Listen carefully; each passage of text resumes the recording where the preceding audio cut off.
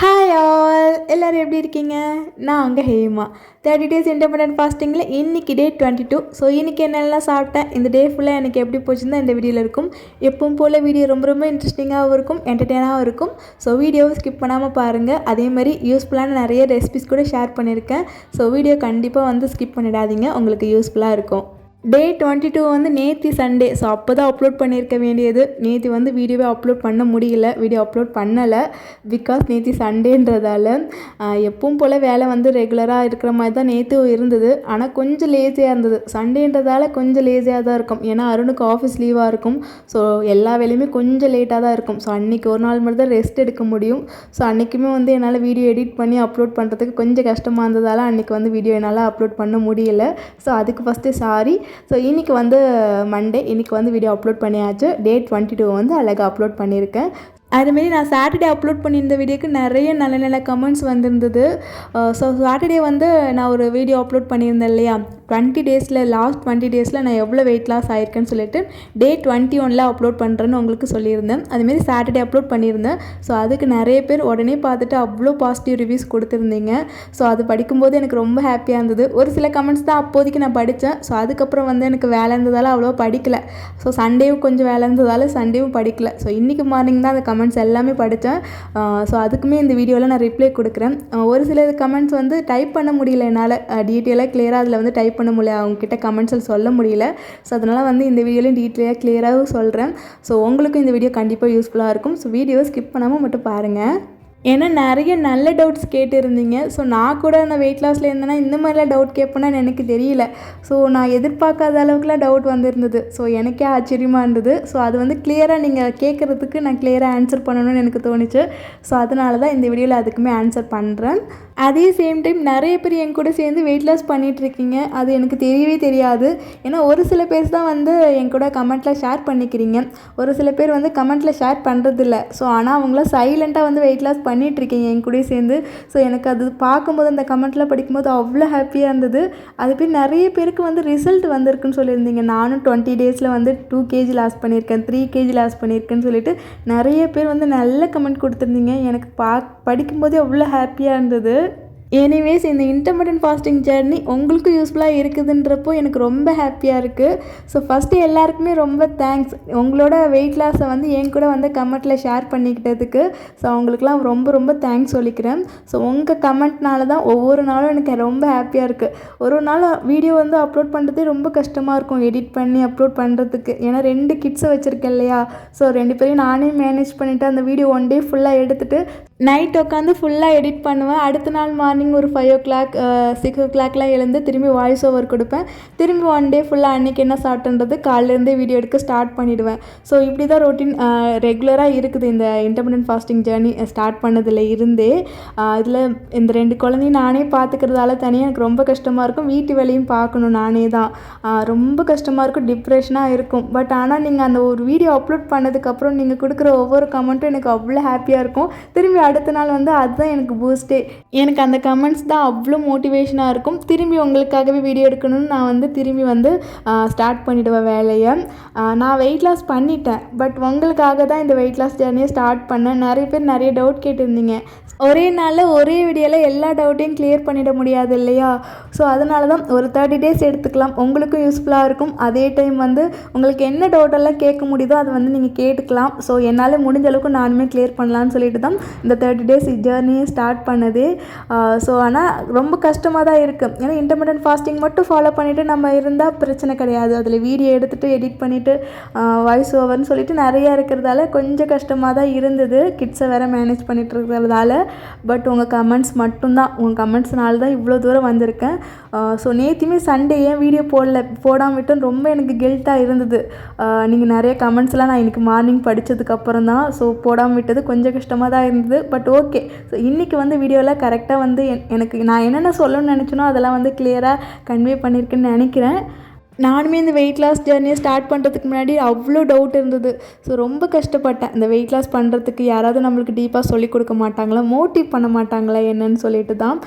ஆனால் யாரும் மோட்டிவ் பண்ணுறதுக்கு இல்லை, டீமோட்டிவ் பண்ணுறதுக்கு நிறைய பேர் இருந்தாங்க தான். வெயிட் லாஸில் பண்ணவே முடியாத ஒன்றாலும் சொல்லியிருந்தாங்க. ஆனால் நான் வெயிட் லாஸ் பண்ணிட்டேன். இப்போது ஒரு 2-3 டைம்ஸ் கிட்ட வெயிட் லாஸ் பண்ணிட்டேன். வெயிட் கெயின் ஆச்சு, ஏன்னா வந்து டெலிவரினால கெயின் ஆச்சு. திரும்பி வந்து வெயிட் லாஸ் பண்ணிட்டேன். ஸோ வந்து இப்போதைக்கு என்னால் வெயிட் லாஸ் பண்ண முடியும்னு நம்பிக்கை வந்துடுச்சு. ஸோ என்ன மாதிரி நிறைய பேர் இருப்பீங்களா ஸ்டார்டிங் ஸ்டேஜில். ஸோ அவங்களுக்காக தான் இந்த வீடியோலாம் நான் போகணுன்னு நினச்சேன். ஸோ உங்களுக்கு என்னென்ன டவுட் உங்களுக்கு வேணுமோ அதெல்லாம் கேளுங்க. என்னால் முடிஞ்ச அளவுக்கு நான் கிளியர் பண்ண பார்க்குறேன். ஃபஸ்ட்டு எல்லாருக்கும் ரொம்ப ரொம்ப தேங்க்ஸ். எனக்கு கமெண்ட் பண்ணி எனக்கு வந்து சப்போர்ட் பண்ணுற எல்லாருக்குமே ரொம்ப ரொம்ப ரொம்ப தேங்க்ஸ். ஓகே, நிறைய பேசிட்டேன். இப்போ வீடியோக்குள்ளே வரலாமா?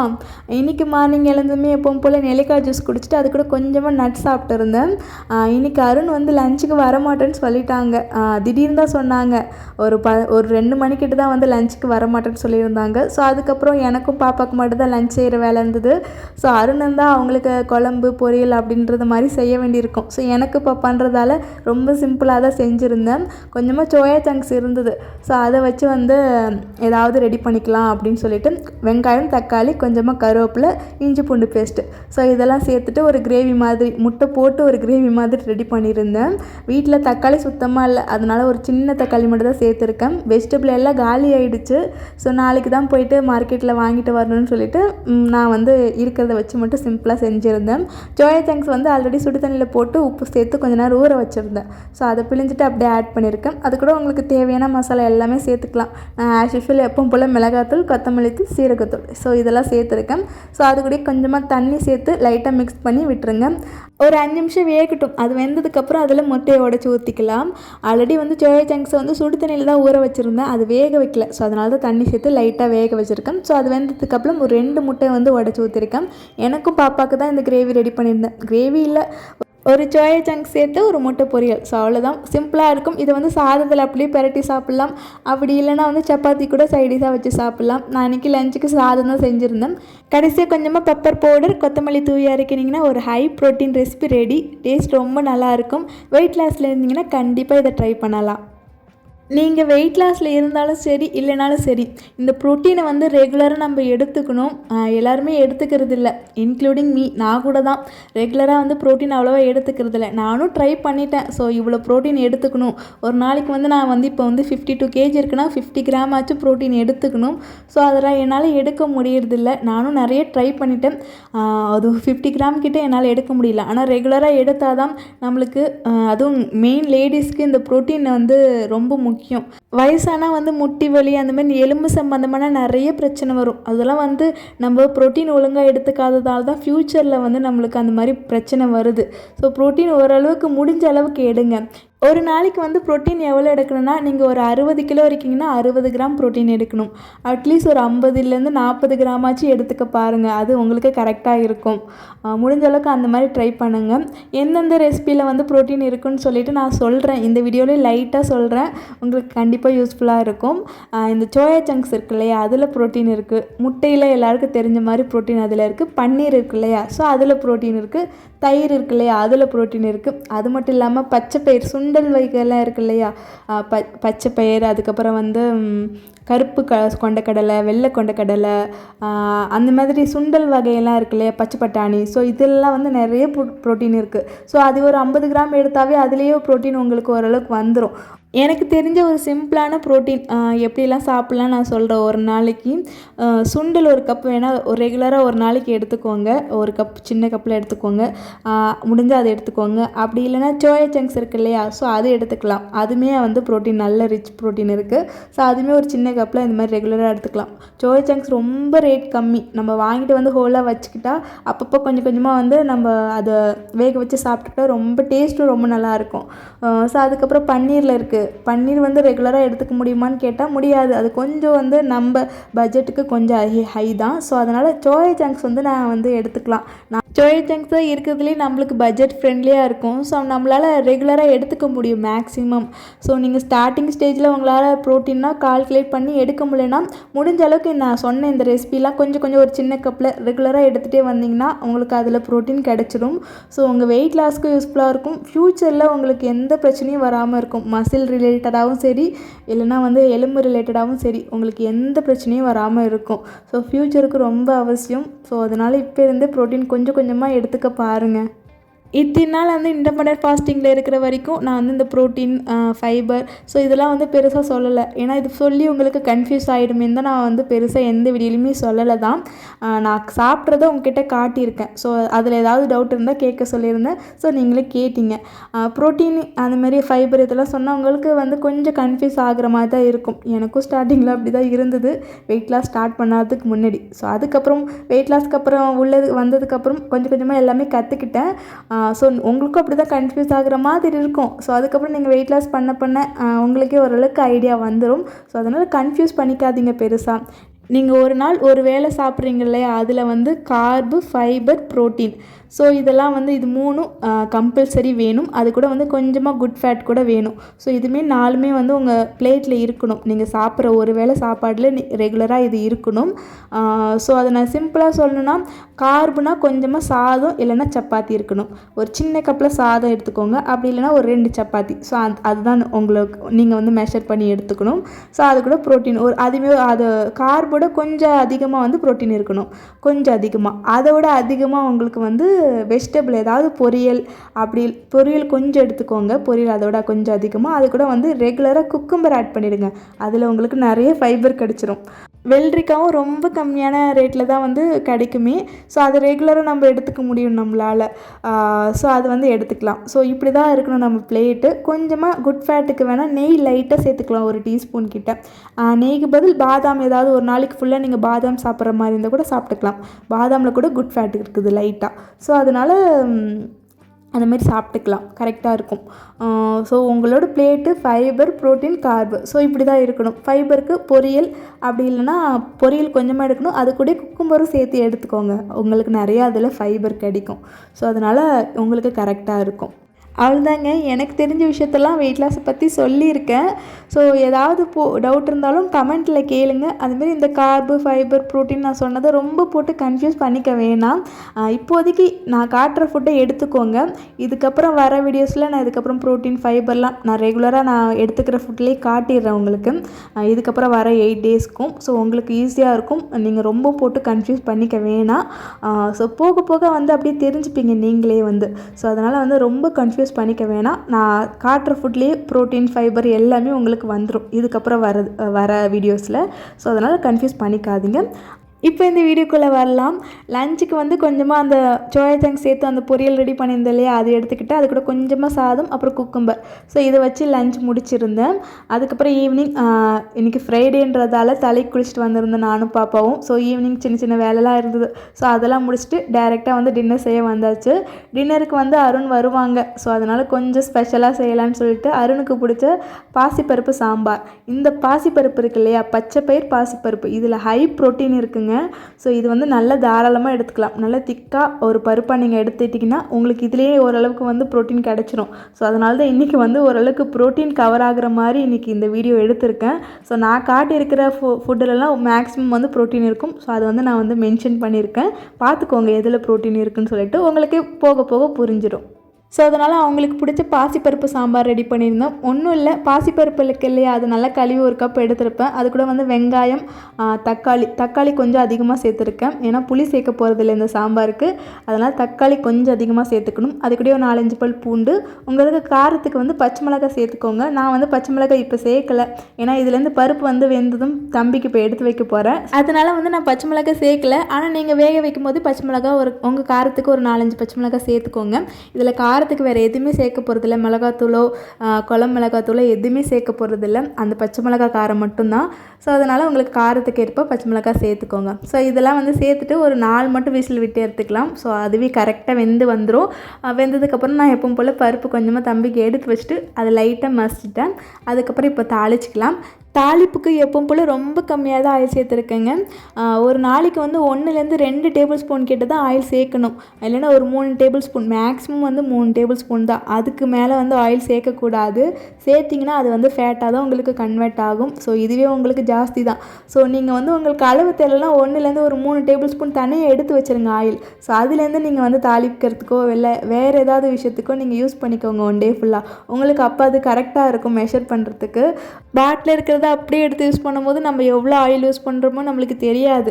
ஸோ அதனால் மெஷர் பண்ணி எடுத்து வச்சிட்டிங்கன்னா அந்த ஆயிலை யூஸ் பண்ணிக்கிட்டால் உங்களுக்கு கரெக்டாக இருக்கும். ஸோ இதுனா கூட ஒரு சில இந்த மாதிரி மிஸ்டேக் பண்ணுறதால கூட வெயிட் கெயின் ஆகாமல் வெயிட் லாஸ் ஆகாமல் கூட இருக்கலாம் இல்லையா? ஸோ இதெல்லாம் கொஞ்சம் அளவு கம்மி பண்ணிட்டிங்கன்னா உங்கள் வெயிட் லாஸ் ரொம்ப சீக்கிரமாக இருக்கும். நிறைய பேர் கேட்டிருந்தீங்க, உங்களுக்கு மட்டும் இப்படி வெயிட் லாஸ் ஆகுது, நாங்களும் இதே தான் ட்ரை பண்ணுறோம், எங்களுக்கு வெயிட் லாஸ் ஆக மாட்டேங்குதுன்னு. ஸோ வெயிட் லாஸ் வந்து இந்த மாதிரி ஒரு சின்ன சின்ன விஷயம் நீங்கள் வந்து மிஸ்டேக் பண்ணியிருந்தா கூட அது வந்து வெயிட் லாஸ் சீக்கிரமாக ஆகாது. ஸோ இதெல்லாம் வந்து ஸ்டார்டிங்கில் எல்லோரும் பண்ணுறது தான். இதெல்லாம் பெரிய மிஸ்டேக்கே கிடையாதுங்க. ஸ்டார்டிங் ஸ்டேஜில் தெரியாது, நம்மளுக்கு எதுவுமே தெரியாது தான். ஸோ ஒன்று அதுக்கப்புறம் கற்றுக்கிட்டு தான் நம்ம வந்து வெயிட் லாஸ் பண்ண ஸ்டார்ட் பண்ண போகிறோம் தான். ஸோ அதெல்லாம் பெருசாக எடுத்துக்காதீங்க. வெயிட் லாஸ் பண்ண முடியும். நீங்கள் எவ்வளோ கிலோவாக இருந்தாலும் உங்களால் வெயிட் லாஸ் பண்ண முடியுங்க. நானே வெயிட் லாஸ் பண்ணியிருக்கேன். ஸோ நானே பண்ணும்போது உங்களால் பண்ண முடியாதா? கண்டிப்பாக பண்ண முடியும். ஸோ அதனால் டவுட் ஏதாவது இருந்தால் கேளுங்க. ஆனால் எதுவுமே முயற்சியை கைவிட்டுறாதீங்க. இந்த இன்டர்மிட்டன்ட் ஃபாஸ்டிங்கில் கண்டிப்பாக வந்து வெயிட் லாஸ் நடக்கும், நான் அடித்து சொல்லுவேன். அதெல்லாம் முயற்சி பண்ணிகிட்டே இருங்க. ஒரு 1 மந்த் விடாமல் ஃபாலோ பண்ணுங்கள், கன்டினியூஸாக ஃபாலோ பண்ணுங்கள். கண்டிப்பாக வெயிட் லாஸ் ஒரு நாள் ஆகும். ஸோ அப்போ வந்து எனக்கு கமெண்ட் பண்ணுங்கள். ஸோ நான் ரொம்ப சந்தோஷமாக ஆவேன் அந்த கமெண்ட்டை படித்தா. இந்த வீடியோவில் ரொம்ப வளவலன்னு மோட்டிவேஷனாகவே பேசிகிட்ருக்கேன் இல்லையா? ஆமாம், ஏன்னா போன வீடியோவில் போட்டிருந்த மெசேஜெல்லாம் படிச்சுட்டு ஸோ என்னால் பேசாமல் இருக்க முடியல. ஸோ அதனால தான் ரொம்ப வளவலன்னு பேசிட்டேன். ஸோ விட்டுருங்க, இதை பெருசாக எடுத்துக்காதீங்க. எனக்கு தெரிஞ்ச விஷயத்தெல்லாம் ஷேர் பண்ணிக்கணும்னு நினச்சதெல்லாம் ஃபுல்லாக வந்து ஷேர் பண்ணிட்டேன். ஸோ இப்போ ரெசிபிக்கு வந்துடலாமா? இதுக்கப்புறம் எதுவும் எக்ஸ்ட்ரா பேச மாட்டேன். இப்போ வந்து அதான் கடாயில் கொஞ்சம் ஆயில் சேர்த்துக்கோங்க. ஒரு 1/2 டீஸ்பூன் மட்டும் சேர்த்துக்கோங்க. அதில் எப்பவும் போல் கடுகு, சீரகம், அப்புறம் வந்து காரத்துக்கு வந்து இப்போ வந்து பச்சை மிளகாய் சேர்த்துருக்கேன். ஒரு வெங்காயம் சின்ன சின்னதாக கட் பண்ணி சேர்த்துருக்கேன். அதுக்கூடயே வரமிளகா, கருவேப்பிலை. ஸோ இதெல்லாம் சேர்த்து நல்லா தாளிச்சிட்டு வதக்கி விட்டுருங்க. அதுக்கப்புறம் நம்ம வேக வச்சுருக்கிற அந்த பருப்பு இருக்கு இல்லையா, அதையும் சேர்த்துட்டு உங்களுக்கு தேவையான அளவு தண்ணி சேர்த்துக்கோங்க. தண்ணி சேர்த்து நல்லா கொதிக்க விட்டு இறக்கினீங்கன்னா அவ்வளோதான், பாசிப்பருப்பு சாம்பார் ரெடி. கடைசியாக கொஞ்சமாக கொத்தமல்லி அப்புறம் பெருங்காயத்தூள் சேர்த்து இறக்கிடுங்க. நல்லா வாசனையாகவும் டேஸ்ட்டாகவும் இருக்கும். இதுக்கு வந்து இட்லி நல்ல பெஸ்ட்டு காம்பினேஷனாக இருக்கும். ஆனால் வீட்டில் வந்து இன்றைக்கி இட்லி செய்யலை, ராகி தோசை தான் ரெடி பண்ணியிருந்தேன். ராகி மாவு அரைச்சி வச்சுருந்தேன் இல்லையா, ஸோ அதில் வந்து ராகி தோசை தான் ரெடி பண்ணியிருந்தேன். இட்லி யாரும் அவ்வளோவா சாப்பிட மாட்டாங்க, பட் எனக்கு இதோட இட்லி வச்சு சாப்பிட்றதுக்கு ரொம்ப ரொம்ப பிடிக்கும். ஸோ இன்றைக்கி ராகி தோசை தான் ரெடி பண்ணியிருந்தேன். அது கூட வந்து காம்பினேஷனுக்கு தேங்காய் சட்னி ரெடி பண்ணியிருந்தேன். இந்த தேங்காய் சட்னி சாம்பார் கூட வச்சு சாப்பிட்றதுக்கு ரொம்ப நல்லாயிருக்கும். அருணுக்கு மெயினாக பிடிக்கும். ஸோ அதனால தான் தேங்காய் சட்னி ரெடி பண்ணியிருந்தேன். நான் வந்து வெறும் சாம்பாரே வச்சு சாப்பிட்ருவேன்.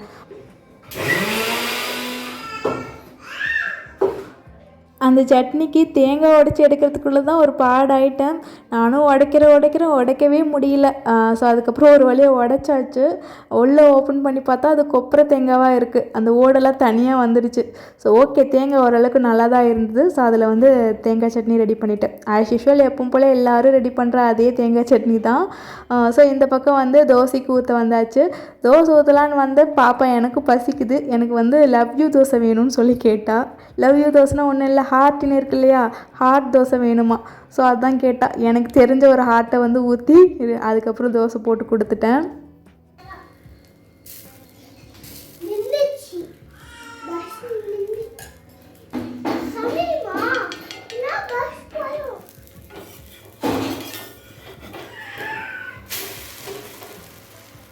எப்படி பார்க்க ஹார்ட் மாதிரியே இருக்கு இல்லையா?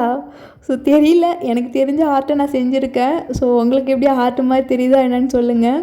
ஆனால் நேத்ராக்கு இது பார்க்க ஹார்ட் மாதிரியே தெரியல போல இருக்குது. அவளும் தோசையை திருப்பி பார்க்குறா. ஸோ அதுக்கப்புறம் எப்படியோ ஒரு வழியாக ஒத்துக்க வச்சாச்சு, இதுதாம்மா லவ் யூ, இதுதாம்மா ஹார்ட் அப்படின்னு சொல்லி. ஸோ ஓகேன்னு சொல்லிட்டு எனக்கு ஒரு கிஸ் பண்ணிவிட்டு அதுக்கப்புறம் போயிட்டா சாப்பிட்றதுக்கு. அதுக்கப்புறம் எனக்குமே ஒரே ஒரு சின்ன தோசை ஆனியன் தோசையாக வந்து ஊற்றிக்கிட்டேன். முட்டை தோசை போடலான்னு தான் நினச்சேன். ஆனால் வந்து லஞ்சுக்கு 2 முட்டை போட்டு பொரியல் ரெடி பண்ணியிருந்தேன் இல்லையா, ஸோ அதனால் முட்டை வேணான்னு சொல்லிட்டு ஆனியன் தோசைக்கு போயாச்சு. ஆனியன் தோசைக்கு மேலே லைட்டாக வந்து இந்த கொள்ளு இட்லி பொடி அரைச்சி வச்சுருந்தேன். போன மாதம் அரைச்சி வச்சுருந்தேன், அதில் பேலன்ஸ் கொஞ்சமாக இருந்து, ஸோ அதை வந்து இதுக்கு யூஸ் பண்ணிக்கிட்டேன். இதோட ரெசிபி வேணால் இதுக்கப்புறம் வர வீடியோஸில் நான் போடுறேன். கொள்ளு இட்லி பொடி டேஸ்ட் ரொம்ப நல்லாயிருக்கும். வெயிட் லாஸில் இருக்கிறப்போ கொள்ளு நிறைய எடுத்துக்கலாம். ஸோ வெயிட்டை வந்து நல்லா ரிடியூஸ் பண்ணும், கெட்ட கொழுப்பு வந்து நல்லா குறைக்கும். ஸோ இதுக்கப்புறம் வர வீடியோவில் நான் வந்து கண்டிப்பாக இந்த கொள்ளு இட்லி பொடி ரெசிபி போடுறேன். ஒரு துளி கூட எண்ணெய் சேர்க்காமல் ஒரு ஆனியன் தோசை, அது கூட வந்து தேங்காய் சட்னி, அப்புறம் அந்த பாசிப்பருப்பு சாம்பார் நிறைய எடுத்திருந்தேன். ப்ரோட்டீன் அதிகம் இல்லையா, ஸோ அதனால் சாம்பார் நிறைய எடுத்திருந்தேன். அது கூட வந்து கொஞ்சமாக குக்கும்பர். அவ்வளோதான், இதான் என்னோடய டின்னர் பிளேட். ஸோ இதுலேயே கார்பு, ப்ரோட்டீன், ஃபைபர்னு சொல்லி எல்லாமே வந்துடும். ஸோ நான் சிம்பிளாக சொல்லிடவா, கார்புக்கு ஒரு தோசை இருக்குது, ப்ரோட்டீனுக்கு சாம்பார் இருக்குது, அப்புறம் வந்து ஃபைபருக்கு வந்து குக்கும்பரும் அதில் போட்டிருக்கோம்ல ஆனியன், ஸோ அதுவுமே ஃபைபர் இருக்குது. ஃபைபர் எதுலலாம் இருக்குன்னா இந்த மாதிரி ஃப்ரூட்ஸு, அதுக்கப்புறம் வெஜிடபிள், ஸோ இதெல்லாம் வந்து நிறைய ஃபைபர் இருக்குது. ஸோ இதெல்லாம் வந்து சாப்பிட்டுக்கலாம். ஸோ சிம்பிளாக வந்து என்னோடய பிளேட்லேயே நான் காட்டிட்டேன். ரெகுலராக வந்து ப்ரோட்டீன் கார்ப்லாம் நம்ம எடுத்துக்கிறோம் தான், ஸோ நான் அளவு வந்து ரொம்ப கம்மியாக எடுத்துக்கிறோம் ப்ரோட்டீன் ஃபைபர்லாம். ஸோ கார்பை வந்து அதிகமாக எடுத்துக்கிறோம். தோசை வந்து அதிகமாக வச்சு சாப்பிட்றோம், ஆனால் அதில் செஞ்சுருக்கிற சாம்பார், அதுக்கப்புறம் பொரியல் இதெல்லாம் ரொம்ப கம்மியாக சாப்பிட்றோம். ஸோ அதுதான் இங்கே நம்ம செய்கிற மிஸ்டேக்கு. ஸோ அதை கொஞ்சம் அதிகமாக சாப்பிட்டு தோசை சாதம்லாம் கொஞ்சம் கம்மியாக சாப்பிட ஆரம்பிச்சிக்கனால வெயிட் லாஸ் வந்து ஈஸியாகவும் குயிக்காகவும் இருக்கும். ஸோ அவ்வளோதான், டே 22 வந்து சூப்பராக கம்ப்ளீட் பண்ணியாச்சு. நாளைக்கு டே 23 பார்க்கலாம். ஸோ உங்களுக்கு இந்த வீடியோ யூஸ்ஃபுல்லாக இருந்திருக்கும்னு நினைக்கிறேன். அப்படி இருந்திருந்தால் இந்த வீடியோக்கு ஒரு லைக் மட்டும் பண்ணிக்கோங்க. நம்ம சேனலுக்கு புதுசாக இருந்தீங்கன்னா நம்ம சேனலை சப்ஸ்கிரைப் பண்ணி வச்சுக்கோங்க. இந்த மாதிரி இன்ட்ரெஸ்டிங்கான வீடியோஸ் இனிமேல் வரும். ஸோ நெக்ஸ்ட் வீடியோவில் பார்க்கலாம். அது வரைக்கும் பாய் அண்ட் குட் நைட்.